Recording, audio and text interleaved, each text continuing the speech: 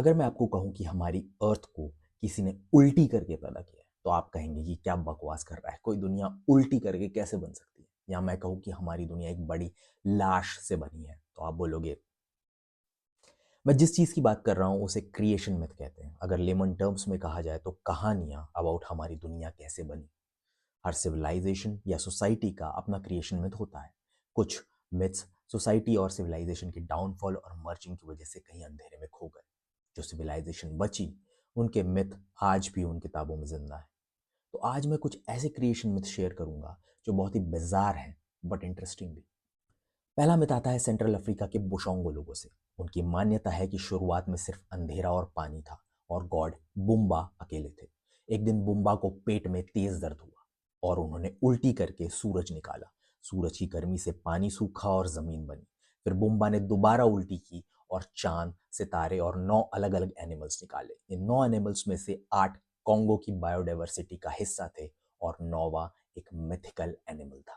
Scandinavia के लोग मानते थे कि शुरुआत में एक तरफ मुस्पलहाइम यानी आग की दुनिया और दूसरी तरफ नीफलहाइम बर्फ की दुनिया थी। जब ये दोनों एक गहरी खाई में मिले तो भाप से जन्म हुआ पहले जाइंट ymir का। लेकिन ट्विस्ट ये है कि ymir जब सोया तो उसके बगल के पसीने से जायंट्स की पूरी नस्ल पैदा हुई। बाद में ओडिन ने ymir को मारकर उसके स्कल से आकाश और हड्डियों से पहाड़ बनाए।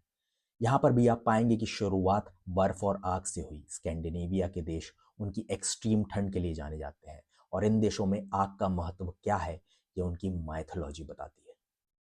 कहानी शुरू होती जायंट पैंगू से, जो एक कॉस्मिक अंडे के अंदर 18,000 साल तक सोता रहा। जब वो जागा और अंडा टूटा तो धरती और आसमान अलग हुए। पैंगू ने हजारों साल तक आसमान को अपने हाथों पर थामे रखा, पर जब उसकी मौत हुई तो उसका शरीर नेचर बन गया। सांस से हवा बनी और आंखों से सूरज चांद। लेकिन हम इंसान, मिथ कहता है कि पैंगू की बॉडी पर जो लाइस और फ्लीज रेंग रहे थे वो बदल कर इंसान बन गए। यानी चाइनीज माइथोलॉजी इंसान को एक पैरासाइट से ज्यादा कुछ नहीं मानती है। ये सारी कहानी अपने टाइम में सच मानी जाती थी।